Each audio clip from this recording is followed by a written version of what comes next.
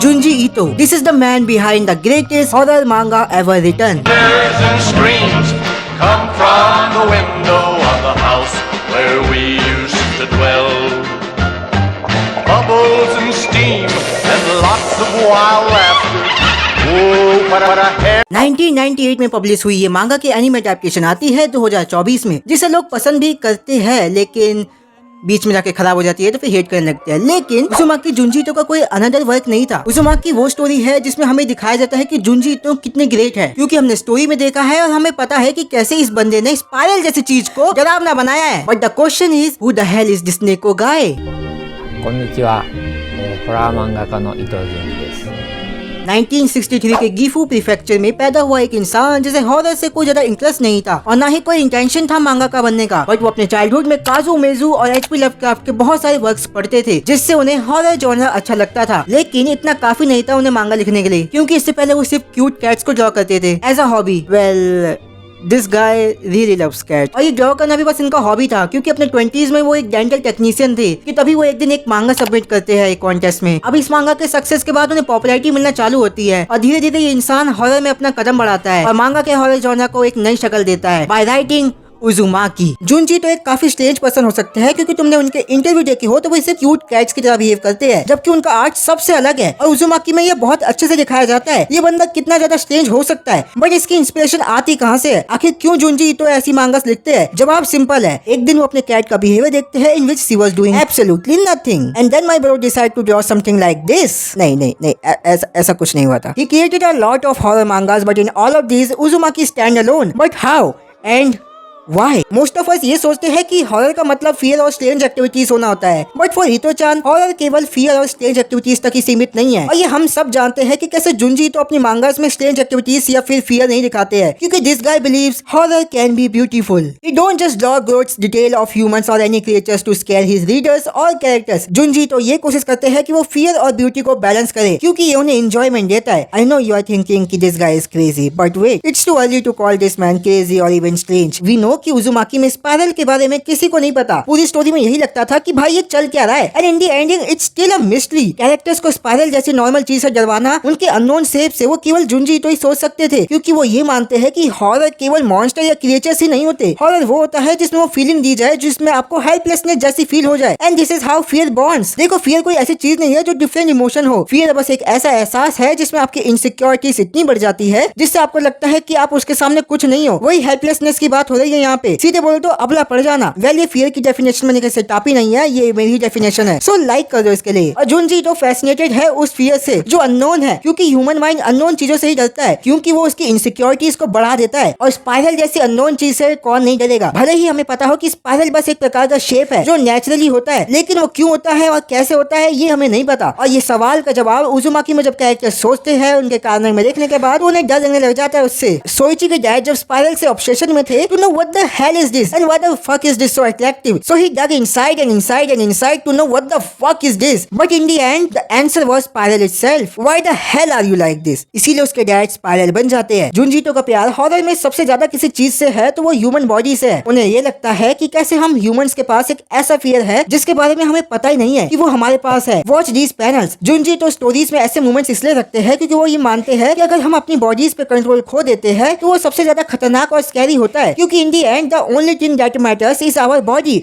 a precious cell which makes us feel that you exist। और इसी बात को ध्यान में रख के उन्होंने अपनी मांगा उज़ुमाकी में ऐसे मोमेंट्स रखे हैं। कातायामा, सुमुरा और उनके टीचर्स का स्नेल बन जाना एक प्रकार का कर्ज भी था और नहीं भी था, जो कि सच में हॉरर को ऐड करता है, क्योंकि ये दिखाता है कि कैसे just how far the human body and reality itself can be wrapped in nightmarish ways. But wait, this is not the answer. Uzumaki manga unsettling इसलिए है क्योंकि इसकी एंडिंग जिस तरह से दिखाई गई है कि बाकी मांगा जैसी कुरोजो टाउन पे स्पाइरल सब कंज्यूम कर रहे होते हैं, किरे और सोइची टाउन से भागने की कोशिश करते हैं लेकिन वो फेल हो जाते हैं। दोनों स्पाइरल के सेंटर में पहुंचते हैं जो एक अंडरग्राउंड कैवर्न होती है जहां टाइम और स्पेस एक मैसिव स्पाइरल स्ट्रक्चर में रैप हो जाती है। वहां पहुंचकर वो डिस्कवर करते हैं कि कैसे टाउन कई जनरेशन से एक स्पाइरल के चक्कर में फंसा हुआ है। स्पाइरल एक इटर्नल फोर्स है जो टाउन की किस्मत को कंट्रोल करती आ रही है। सुइची जो सीरियसली इंजर्ड होता है आगे नहीं जा सकता, तो दोनों डिसाइड करते हैं कि वो वहीं पर स्पाइरल में लेट जाएंगे और अपनी किस्मत को एक्सेप्ट कर लेंगे। एक इमोशनल मोमेंट में दोनों की बॉडी स्पाइरल के साथ ट्विस्ट हो जाती है और वो फोर्स ग्रोइंग स्पाइरल का हिस्सा बन जाते हैं। स्टोरी एक इनएविटेबिलिटी के साथ खत्म हो जाती है क्योंकि स्पाइरल एक ऐसी नेचुरल फोर्स है जो ह्यूमंस के समझ से बाहर है। कीरा और सुइची के स्पाइरल के अंदर से स्कम्प हो जाना इस चीज को दिखाता है कि सुपर नेचुरल फोर्स कितनी पावरफुल है और रीडर्स को एक एरी फीलिंग और एक्सिस्टेंशियल डिस्पेयर पे छोड़ जाता है। ये चीज जो जुंजी ईटो के पास आई है वो बाकी हॉरर मांगा ऑथर्स की तरह ही है। ये भी एचपी लवक्राफ्ट के फैन है, the master of cosmic horror. उन्हीं की तरह जुंजी ईटो को अपनी स्टोरीज को अनसेटल रखना अच्छा लगता है। उन्हें मजा आता है जब कैरेक्टर्स ये फील करते हैं कि कैसे वो सिचुएशन उनके कंट्रोल और अंडरस्टैंडिंग से बाहर है और इसी वजह से वो एक एक्सिस्टेंशियल ड्रेड क्रिएट कर पाते हैं जो उजुमाकी में दिखाया गया है कि कैसे स्पाइरल्स टाउन पे कुछ इस तरह से कब्जा करा हुआ है कि किसी को कुछ समझ नहीं आता है कि आखिर ये हो क्या रहा है। In one of his interviews, I have always been fascinated by how fears affect the body. The way the characters in Uzumaki transform, twist and deform into spirals was a way for me to visually express the horror of losing control both physically and mentally. और ये ईटो इसलिए करते हैं क्योंकि इसके जरिए वो ये जान सकते हैं कि आखिर वो क्या चीज है जो उन्हें डरा सकता है। मतलब ये है कि ईटो अपनी मांगास इसलिए भी लिखते हैं क्योंकि वो जानना चाहते हैं कि आखिर वो किस चीज से डरते हैं, क्योंकि अगर वो ये करते हैं तो वो जान जाएंगे कि इंसान इस चीज से भी डर सकता है। इस चीज का आंसर वो अपने एक इंटरव्यू में देते हैं।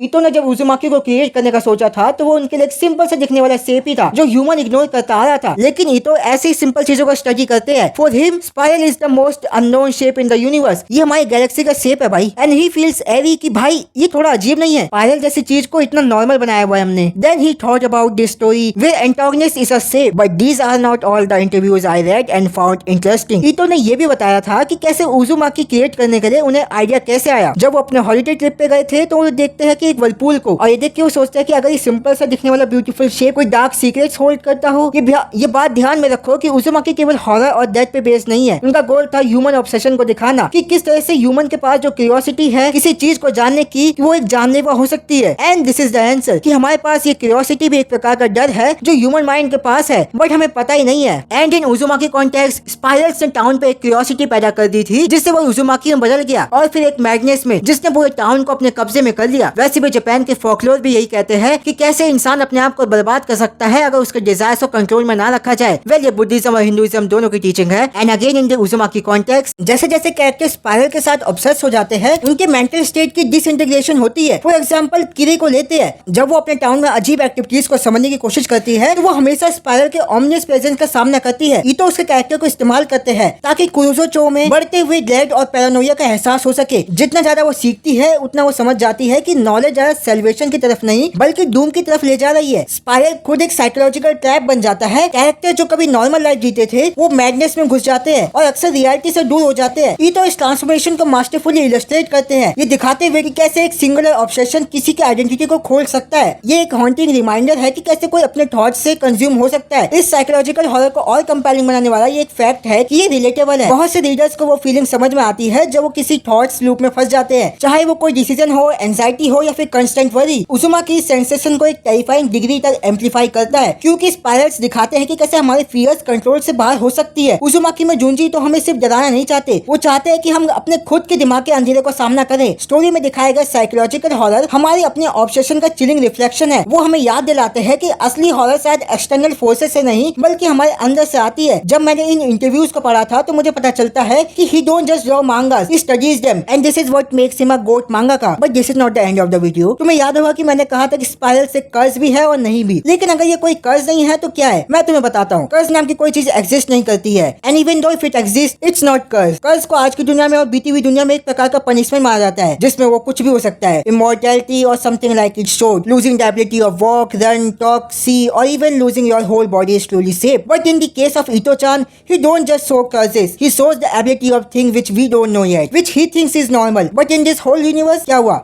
तुम्हें लगा कि ये कोई स्ट्रेंज बात है? नथिंग इज स्ट्रेंज, बस वो तुमने पहली बार एक्सपीरियंस करी है। हम इंसान हैं, हम चीजों को समझने के लिए अलग अलग तरीके लगाते हैं और इन्हें कहते हैं इंटरप्रिटेशन, पर्सपेक्टिव और अंडरस्टैंडिंग। जुंजी ईटो के लिए कोई कर्ज एग्जिस्ट नहीं करता, ये मेरा पर्सपेक्टिव है, क्योंकि जिस तरह से जुंजी ईटो अपने उन स्ट्रेंज एक्टिविटीज को दिखाते हैं वो उनका नॉर्मल इंटरप्रिटेशन है जिसे हम नॉर्मल समझते हैं। उन एक्टिविटीज को देख के उनके बारे में जानना और स्टडी करना वो मेरा अंडरस्टैंडिंग है। और ये जब तीनों साथ में आ जाते हैं तो इसको कहते हैं इंडिविजुअल थॉट, जिसमें इंडिविजुअल बंदा किसी वर्क को इन तीनों के हिसाब से पढ़ता और समझता है स्पाइरल्स को कर्ज कहना बेवकूफी होगी, या यूँ कहूँ कि एक इंसल्ट जुनजीतो के वर्क के लिए। देखा जाए तो जुनजीतो भी ये नहीं जानते हैं कि आखिर स्पाइरल है क्या, ये उसकी डेफिनेशन क्या है। वो खुद भी इस चीज से अनजान है कि आखिर ये क्या चीज है, लेकिन इस चीज से नहीं कि वो इस दुनिया की नहीं है, क्योंकि ये यूनिवर्स में भी पाई जाती है। भले ही नेचुरली इसका शेप ऐसा है, बट वो क्यों है ये किसी को नहीं पता। और तो और जुनजीतो का स्पाइरल का बायोलॉजी और टाइम को रैप, स्ट्रेच और डिस्टॉर्ट करवा देना ये बताता है कि शायद हाँ, इस वियर्ड और सिंपल से दिखने वाले शेप में कुछ तो ऐसी बात है जो ह्यूमन का अंडरस्टैंडिंग से परे है। स्पाइरल को एक डिस्ट्रक्शन और क्रिएशन जैसा देखा जा सकता है, जो कॉन्टिन्यूअली नेवर एंडिंग फेनोमेना है। ये प्रूव करता है कि कैसे natural cycle of our universe, जहाँ पे करोड़ों अरबों स्टार्स डिस्ट्रक्शन और बर्थ का सामना करते हैं, जो ये बताते हैं कि हर वो चीज जिसका संसार में अस्तित्व है उसका एवोल्यूशन और डेवोल्यूशन होता रहता है। जहाँ पे ह्यूमन इस ग्रेटेस्ट पैरेलल साइकिल में है और डेथ और बर्थ को फेस करते रहते हैं। However in the context of उजुमाकी, ये जो रीबर्थ का कॉन्सेप्ट है वो हॉरिफाइंग है, क्योंकि हमने देखा है कि कैसे कुछ लोग स्नेल्स में बदल गए हैं जो रीबर्थ को डिपिक्ट करते हैं। और जब हॉस्पिटल में हमारी किरी प्रेग्नेंट वुमन को देखती है कि कैसे जब पैदा हुए बच्चे रीबर्थ के लिए एजल थे, और ये रीबर्थ का कॉन्सेप्ट इसलिए लाया गया है जिससे ये इंसान जान सके कि आखिर वो क्या चीज है जिससे वो जन्मा है, और अगर जन्मा है तो क्यों जन्मे है। ओवरऑल स्पाइरल एक अननोन पुरानी शक्ति को दिखाया जाता है जो रियलिटी को ऐसे तोड़ मरोड़ देती है जिसे इंसान समझ नहीं पाते हैं या कंट्रोल नहीं कर सकते। ये शक्ति नेचुरल लॉज के बाहर एग्जिस्ट कर सकती है और सब कुछ इन्फेक्ट कर देती है, लोगों के दिमाग से लेकर टाउन के फिजिकल स्ट्रक्चर तक। उजुमाकी का डर इस बात से आता है कि ये फोर्स अटल है और उसे रोका नहीं जा सकता, जो इन स्ट्रेंज एक्टिविटीज को एक बड़ा कॉस्मिक प्लेग का लक्षण बना देता है। वेल, यही था आज की इस वीडियो में। ये पूरी रिसर्च करना, स्क्रिप्ट लिखना और रिकॉर्ड करना और एडिट करना मुझे 1 हफ्ता लग गया, तो प्लीज इसे शेयर कर दो, सब्सक्राइब कर दो, बेल आइकन दबा दो और मिलते हैं अगले वीडियो में। तब तक के लिए बाय।